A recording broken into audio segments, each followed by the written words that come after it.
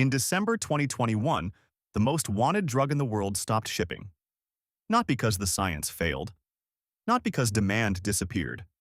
Demand was exploding. Wegovy stopped because a factory in Brussels that fills the injection pens failed an inspection.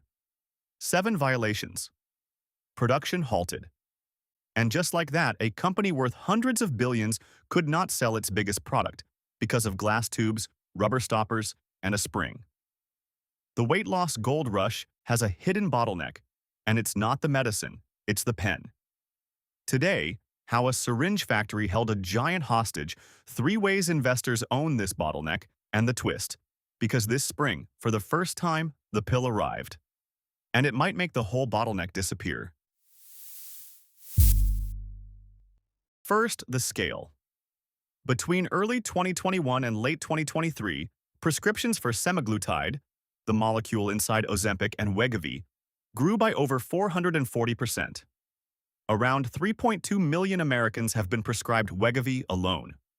And almost every single dose ships inside a precision device, a glass cartridge that can't react with the drug, a rubber plunger that has to seal perfectly for years, a needle, and a dose mechanism with dozens of tiny parts. A pen is not packaging. It is a medical device, regulated like one. And here is why this became a 3-year crisis instead of a 3-month one. You cannot just build more capacity. Pharmaceutical glass is borosilicate, formed to tolerances of micrometers. Filling it happens in sterile clean rooms that regulators inspect down to the air filters. That's literally what failed in Brussels. A new fill finish line takes years to build and validate before a single commercial dose comes off it. So when demand quadrupled, supply physically couldn't follow.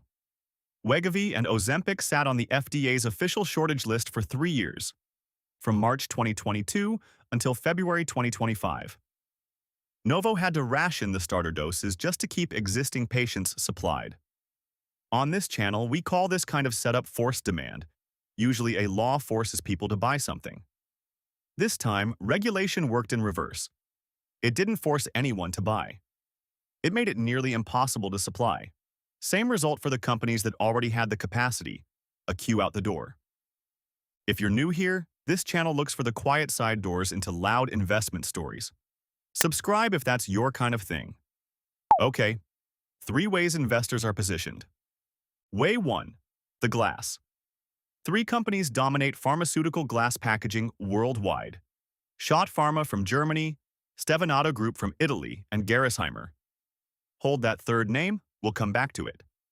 Stevanato sells the cartridges and syringes inside these pens to both sides of the war, Novo and Lilly. GLP-1 drugs are now roughly 22% of Stevanato's entire revenue, growing around 15% this year, and here's the part investors like. Much of it sits on firm, contractual commitments. Not spot orders. Contracts. Way 2. The mechanisms. A Swiss company called Ypsomed makes the actual injector devices, and it just bet the entire company on this market. It sold off its diabetes business to become a pure-play self-injection specialist.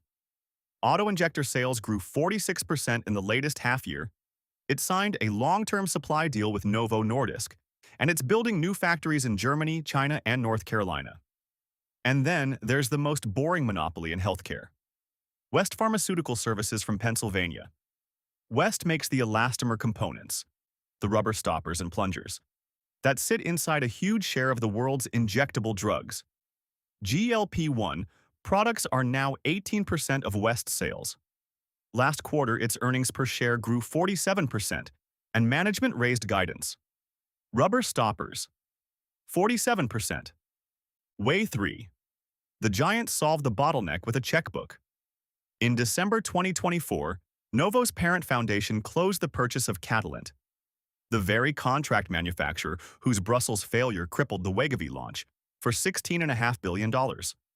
Novo Nordisk then took over 3 filling plants for $11 billion. Think about what that means. The customer bought the shovel seller. The world's biggest GLP-1 maker decided that filling capacity was so strategic it couldn't afford to rent it anymore. That is the strongest possible confirmation that the bottleneck is real. And a warning, Because when customers integrate, they stop being customers. Which brings us to the trap. And this one has already snapped shut once. Remember the third glass company, Gerresheimer? It supplies vials and pens for these same drugs to both Novo and Lilly. On paper, a perfect shovel seller. In reality, the company cut its guidance 3 times in 2025 as customers burned through inventories they had panic-ordered during the shortage.